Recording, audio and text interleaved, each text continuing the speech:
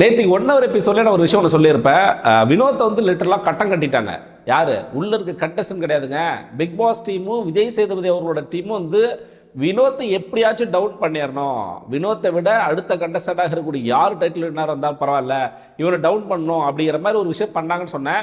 So அதுக்கேற்ற மாதிரி நேத்திக்கு 1 ஹவர் எபிசோட் அப்படிங்கிறது வந்து முழுக்க முழுக்க வினோத்துக்கு ஒரு எதிரான எபிசோட். அதை எப்படி கட் பண்ணி போடுறாங்கன்னா, வினோத் பண்ண தப்பை போட்டு அதுக்கப்புறம் அவங்க தப்பை பற்றி பின்னாடி பேசுறத போட்டு இவன் பண்ணது தப்பு அப்படிங்கிற மாதிரி வந்து மக்களை மேனிப்புலேட் பண்ணுறாங்க. காரணம் என்னன்னா, வினோத் ஓட்டிங்கில் நம்பர் 1ல இருக்காரு. வினோத் மேலே அப்படி என்னப்பா வஞ்சன்ஸ் வைக்கிறீங்களா? சேதுபதிக்கு இந்த 20 கண்டஸ்டன்ட்ல 3 கண்டஸ்டன்ட் பிடிக்காது. அது யாருங்கிறது அவரே வாயில வெளிப்படையாக சொல்லியிருக்காரு, ஒரு இதில் சொல்லியிருக்காரு. அதில் வந்து கம்முனிதனையும் விஜய் பார்வதி எனக்கு பிடிக்காது, மற்றவங்களுக்கு மட்டும் தான் லவ் கொடுக்குறேன்னு சொல்லிட்டு ஒரு எபிசோடில் சொல்லியிருப்பார். கவனிச்சிங்களா?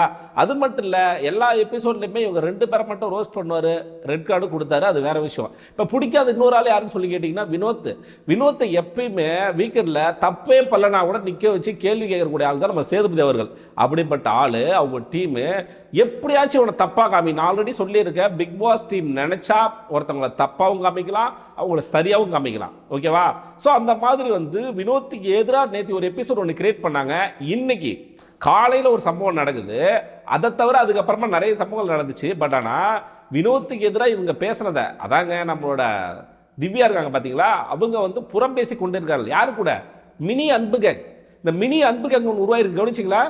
சாண்ட்ரா, விக்ரம், திவ்யா, அப்புறம் நம்ம அரோரா மறந்துட்டேன் பாருங்க, அரோரா, நம்மளோட சயின்ஸ் சபரி. ஸோ இந்த 5 குரூப் தான் வந்து இப்போ கிரியேட் ஆயிருக்கு. 5 பேர் தான் ஒரு குரூப்பாக கிரியேட் ஆயிருக்கு. இந்த குரூப் வந்து வினோத்துக்கு எதிராக புறம் பேசி கொண்டே இருக்காரு. என்ன சொல்றாங்கன்னா, வினோத் பண்ண விஷயம் அப்படிங்கிறத வந்து சரியா தவறா அப்படிங்கிறத நான் ஃபர்ஸ்ட் கிளாரிஃபை பண்ணிட்டு அதுக்கப்புறம் என்ன பேசுறாங்கன்னு சொல்லிடுறேன். வினோத் பேசுனது தப்புன்னே வச்சுக்கோங்களாங்க. நம்ம இந்த வாட்டர் மலானும் வினோத்தும் டே 1ல இருந்து வினோத் தர்பீஸ் போகக்கூடிய அந்த 60 நாட்களும் வினோத்துக்கும் தர்பீஸுக்கும் டாம் அண்ட் ஜெரி மாதிரி இருப்பாங்க. 2 பேருமே வார்த்தை விட்டுப்பாங்க. இப்போ ஒரு எடுத்துக்காட்டுக்கு நான் இருக்கேன், என் ஃப்ரெண்ட் இருக்கான், என் ஃப்ரெண்டை நான் அதிகமாக பேசிப்பான், அவன் என்னை பேசுவான். இது ஒரு ஃப்ரெண்ட்ஷிப்குள்ள நார்மல் கான்வர்சேஷன். கரெக்டுங்களா? இதை யாரும் பெருசாக எடுத்துக்க மாட்டாங்க. சேம் லைக் அதே தான் தர்பீஸுக்கும் நம்ம கானாவினத்துக்கும் இருக்கிற ஒரு இது. ஸோ அவங்களுக்குள்ள வந்து அடிச்சுப்பாங்க, திரும்ப கூடிப்பாங்க, திட்டிப்பாங்க, 2 பேருமே வார்த்தை விட்டுப்பாங்க. இது நார்மல், அவங்க டாம் அண்ட் ஜெரி மாதிரி. ஸோ அந்த விஷயத்தை எடுத்து வச்சுக்கிட்டு இவங்க என்ன சொல்றாங்கன்னா, திவ்யா வினோத்துக்குலாம் ரொம்ப வாய் ஓவர் ஆயிடுச்சு, தர்பீஸை போயிட்டு 40 வயசுக்கு மேலே ஆயிடுச்சு, அவருக்கு வந்து இனிமேல் கல்யாணம் என்ன பண்ண போறாருன்னு தெரியல அப்படிங்கிற மாதிரி சொல்றாங்கன்னு சொல்றாங்க. திவ்யா ஏன் இப்படி சொல்றாங்கன்னு உங்களுக்கு தெரியுமா? தர்பீஸ் வந்த நாள்ல இருந்து இப்போ வரைக்கும் திவ்யா பின்னாடியே வழிஞ்சிக்கிட்டே போறாரு. பின்னாடியே தான் சுத்துறாப்ல தர்பீஸ். திவ்யா திவ்யா திவ்யா அழகா இருக்கம்மா, நம்மளாம் வந்து கல்யாணம் பண்ணி லிட்டரலா வந்து பொண்ணு கேட்கிறாரு. எங்காலு எனக்கு தர்பீஸை வந்து பார்வதி விஷயத்துல பிடிக்குங்க, பார்வதிக்காக அழுதாரு பாத்தீங்களா நேத்திக்கு, அது வரைக்கும் ஓகே. பட் ஆனால் அவர் சில விஷயம் பண்ணிட்டு இருக்காருல, திவ்யா பின்னாடி போயிட்டு நான் தர்பீஸை வந்து அவன் பேசியிருந்தேன், இப்போ அவர்னு மாத்திருக்கேன்னா அது ஒரு காரணம் என்னன்னா, அந்த ஆள்கிட்ட ஒரு மனிதாபிமானம் இருக்குன்னு சொல்றதுனால தான் வந்து அவர்னு மாத்திருக்கேன், பின்னாடியே சுத்திக்கிட்டு இருக்காரு. இதனால திவ்யாவுக்கும் தர்பீஸுக்கும் ஒரு நல்ல கனெக்ஷன் வந்து ஏற்பட்டிருக்கு. ஒரு நட்புன்னு வச்சுங்களேன், நீங்க தப்பா புரிஞ்சுக்காதீங்க, ஒரு நட்பு, ஒரு நல்ல அண்டர்ஸ்டாண்டிங் வச்சுக்கோங்களேன்.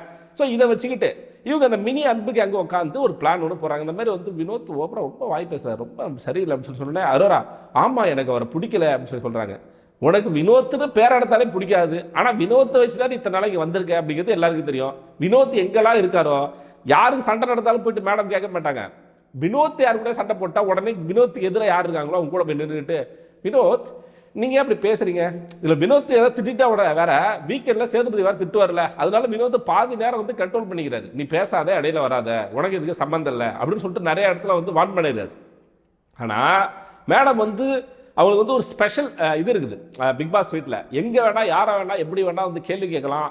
ஒருவேளை எதிர்த்து இந்த அரோராவை எதிர்த்து எவனாச்சும் கேள்வி கேட்டா வீக்கெண்ட்ல சேதுபதி கிட்ட செத்தாம, அவன் எவனா இருந்தாலும் சரி, கம்முருதா இருந்தாலும் சரி, வினோத்தா இருந்தாலும் சரி, யாரா இருந்தாலுமே அரோராவை எதிர எவன் பேசிட்டாலும் போதும், எங்க சேதுபதி வீக்கெண்ட்ல வந்து வரிஞ்சு கட்டிட்டு வந்து எப்பறாடி அரோராவை பத்தி பேசலாம் அப்படிங்கிற மாதிரி வந்து நிறைய உருட்டுகளை உருட்டுவாரு. அதனால இன்னும் நிறைய இடத்துல வந்து வினோத் அடக்கி வாசிக்கிறார். நேற்று சபரி விஷயத்துல கூட இவங்க 2 பேரும் சண்டை, அவரே சொல்றாரு வினோத், எங்க 2 பேருக்குள்ள சண்டை போடுறாங்க, அது தப்பு என் பக்கமோ இல்ல அவன் பக்கமோ, அது ஒரு சின்ன ஃபைட்டு, லைட்டா ஒரு சின்ன ஃபைட்டு, ஒரு சின்ன உரசல், அதுக்கப்புறம் நார்மல் ஆயிட்டாங்க.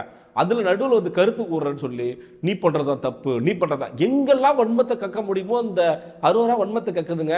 இதுகிட்ட ஒண்ணுமே இல்லை. வினோத்தை வச்சுதான் நீ வந்திய, வினோத்து கமருதின்னு பார்வதி வச்சுதான் இந்த இத்தனை தூரம் வந்திய, நீ எல்லாம் பின்னாடி போகாது புறம் பேசிக்கிட்டு இருக்கு. உடனே இந்த சைடு வந்து சபரி கம்ப்ளீட்டா ஒரு லாஸ் ஆயிட்டாரு, அவர் வந்து இங்க சுத்தமா அவரோட மைண்ட் செட்ல இல்லை அப்படின்னு சொல்லிட்டு இவரு உருட்டாரு. நம்மளால வந்து சொல்ல வேணாம், வினோத்துக்கு எதிராக எங்கெல்லாம் பாயிண்ட் கிடைக்குமோ எது பேசுறோமோ பேசுறாங்க. இவங்க எல்லாருமே பேசுறத வச்சு பார்த்தா ஒரு வைத்தறிச்சல் தெரியுது லைட்டெல்லாம். எப்படி சொல்றதுன்னா வச்சுங்களேன், இவனுக்கு வந்து ஏதோ லைட்டா ஒரு வெளியில வந்து நிறைய ஓட்டுகள் இருக்கு. முக்கியமா வந்து வினோத்துக்கு பார்வதி கமருதனோட ஓட்டு இந்த வாரம் போயிருக்கு. அது உண்மைதான், அது நான் மறுக்க முடியாது இல்லைன்னு சொல்லி. வினோத்தோட ஓட்டு தான். ஏன்னா வந்து வினோத்தோட ஓட் பேங்குக்கும் திவ்யாவோட ஓட் பேங்க்கு கிட்டத்தட்ட 50% டிஃபரெண்ட் இருக்கு. அப்படிங்கும் போது எங்கேயோ இருக்கார் வினோத், கிட்ட கூட நெருங்க முடியாது ஓட் பேங்க்ல. ஸோ அது மிக முக்கியமான ஒரு காரணம் வந்து இந்த ரெட் கார்டு. அந்த ரெட் கார்டு வந்து அது வந்து இன்டென்ஷனாக நடக்கல அப்படின்னாலும் அது கானாவினத்துக்கு ஃபேவர் ஆனதில் விஜய் டிவிக்கு வந்து அது வந்து வைத்தறிச்சல். எப்படியாச்சும் வந்து வினோத்தை டவுன் பண்ணிடணும், அவனுக்கு எதிராக ஒரு எபிசோடை கிரியேட் பண்ணி போடணும், அவனை தப்பாக ப்ரொஜெக்ட் பண்ணணும் அப்படிங்கிற மாதிரி ஒரு சம்பவம் ஒன்று பண்ணிக்கிட்டு இருக்காங்க. இதில் கடைசியாக வந்து நம்ம விக்ரம் ஒன்று சொல்கிறான்.